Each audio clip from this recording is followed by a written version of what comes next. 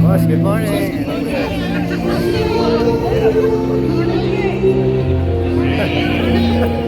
Basti. Basti.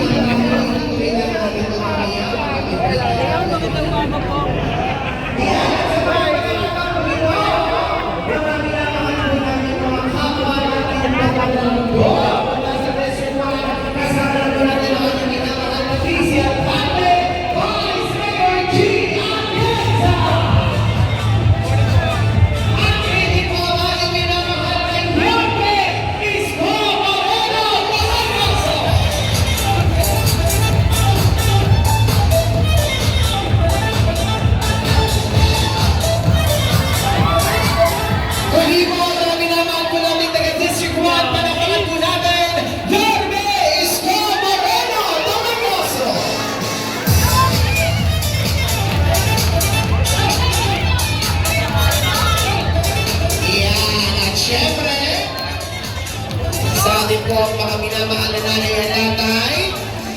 Upo muna po tayo para po mabilis. Muli po palakpakan natin, Yorme Isko Moreno Domenoso. Opo po kayo. Opo po kayo. Good morning. Magandang umaga sa inyo. Saan kayo mga nasa kamay ng mga senior citizen? Yan, may asin po lang. Pwede pa. Sa 28, yung ating regular na allowance.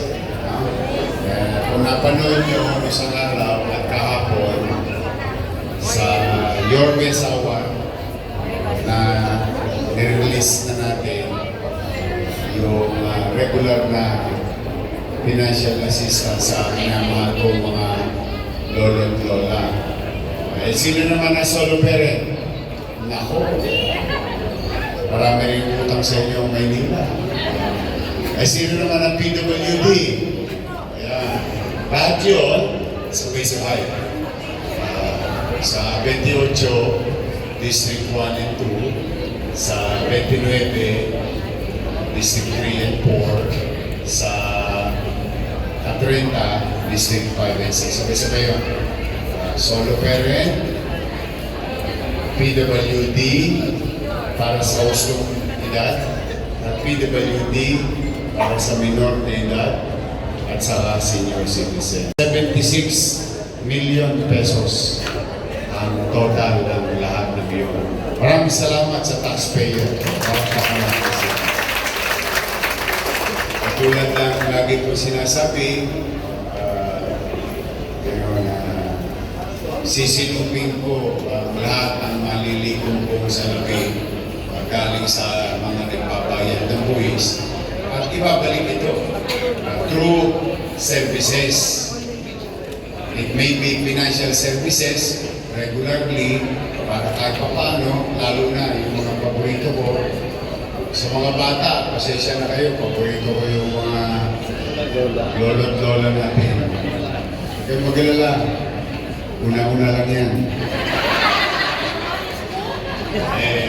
Sisilupin natin, kahit na hirap-hirap tayo bilang gobyerno, but moving on, hindi tayo magbabara-bara. Waldas. Yung walang, sabi ng mga katatanda, yung walang kapararakang pagkasta. We'll make sure every single cent na nakakatiwala ng mamamaya sa atin, babalik natin to services. Bakit tayo nagkakasama-sama ngayon? I've been doing this since September. Dahil sa napansin ko noong July, nung naibalik niyo ko, bumuhos ng sulat sa akin. Ako, tumpok-tumpok. siguro nag-average kami ng 200 to 300 letters. Mukhang naalala ng mga taga-Maynila yung ginagawa nila sa akin ng araw. Na-excite. Tapos, 10 doble ang dinami ng sulat. Sabi ko kay Wayne, sige, basahin natin. Hindi. Pagka nakaluwag tayo, sagutin natin yung sulat. Pero ayoko nang babalik yung tao. Kaya, ewan ko kung nababalitaan nyo, tinitiligan sa mga bahay-bahay. Tama ba? Hindi nababalitaan ba kayo? Minsan 2 weeks after, minsan 3 weeks after, minsan 4 weeks after, minsan mahigit pa isang buwan. Eh, totoo naman po yun. Kaya lamang, bakit ganoon? Eh, siyempre, pag walang tsape, pag meron naman na, nagugulat na nga lang yung utaw, minsan madaling araw, minsan gabi, minsan tanghali, minsan sa trabaho sila. Lahat. Kaya hanggat mari, pinahahaba ko yung kamay ko para mas marami tayong maaka. But then again, sabi ko, alam mo, yung tao, hindi naman para mag-aksaya ng panahon na susulat kung hindi talaga nangangailangan. Pinagbabakasakali niya sa ballpen at papel yung kanyang sitwasyon. Maybe, nakakakita siya ng hope that may isang opisina na maaari siyang tugunin. Kaya sabi ko, palawakin naman natin, palakihin natin. Bukod sa sulat, sabi ko, makipag-coordinate kayo sa mga barangay, sa mga kaagapay natin, hanapin yun, yung may problema. Huwag lang sa asawa. Asawa na ako. Sabihin, lahat ng uri ng problema. Kasi maraming uri ng problema. And particularly, sa financial. So, pwedeng tuition fee, pwedeng may sakit, pwedeng may maintenance, and so on and so forth. Inahanap nyo, gobyerno, itong araw na ito, makikita nyo, yung gobyerno ang naghanap sa inyo. Pinipilit ko ibaba yung gobyerno sa sobrang taas ng gobyerno, ang hirap abutin. Kaya binabaliktad ko. Ito'y pagpapalawak ng programang Kaagapay. So, pati minsan nakaka-experience ako. Binisita daw sila ni Judith.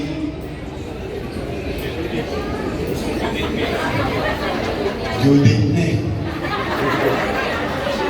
Huwag ka na lang. Ako, 300 million si Judith ang dumating sa akin. Kuryente, tubig, Maynila, water, internet, nakakaraos na.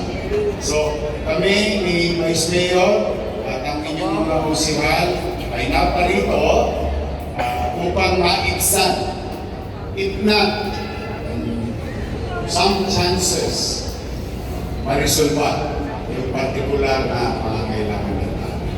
Kaya ito po yung sinasabing Kaagapay program. So, since September, we bring so many families and individuals. Masaya naman ako dahil pag namiti kayo, pagkakalimot ninyo, parang yun na yung baterya ko. Mahirap, maging mahirap. Hindi mo alam kasi kung sino tutulong sa iyo. Maaari may tutulong, kaya lang ang hirap makita kung sino sila. Today, ito ang gobyerno ng pamahalaan ng lungsod ng Maynila ngayon.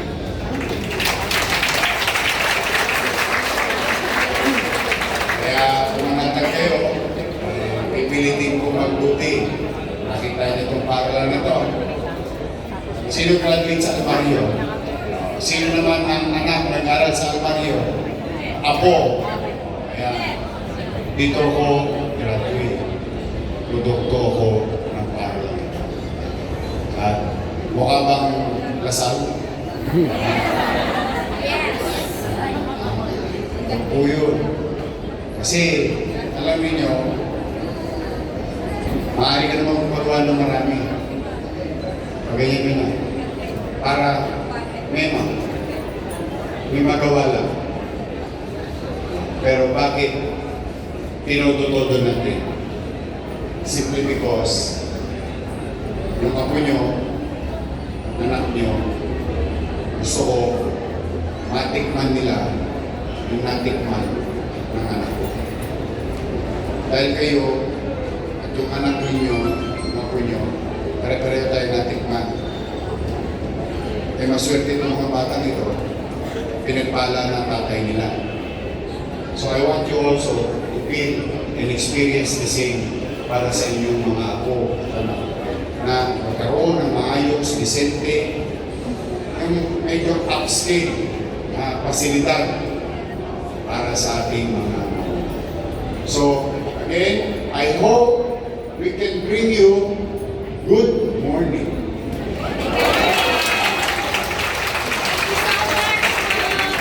Bigay kami ng magandang umaga sa inyo ang araw na ito.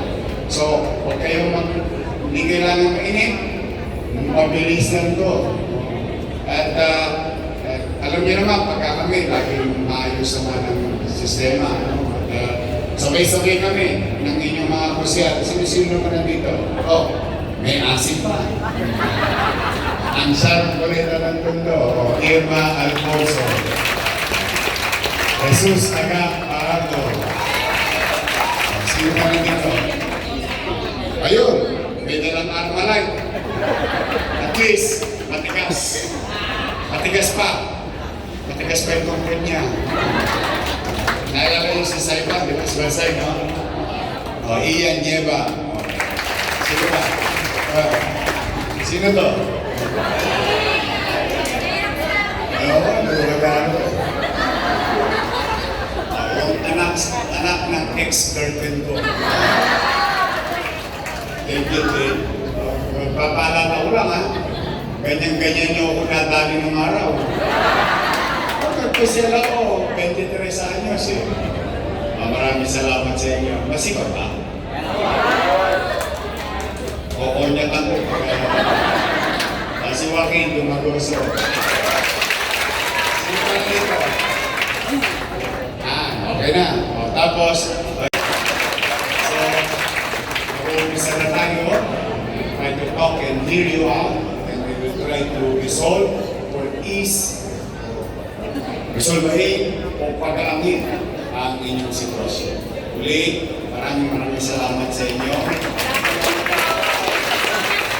Kakataon na ibinibigay niyo sa atin lagi na kayo ay mapapilin ko.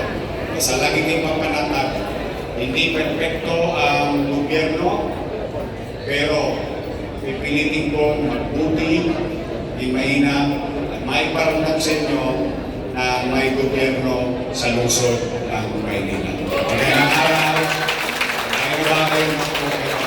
Manila!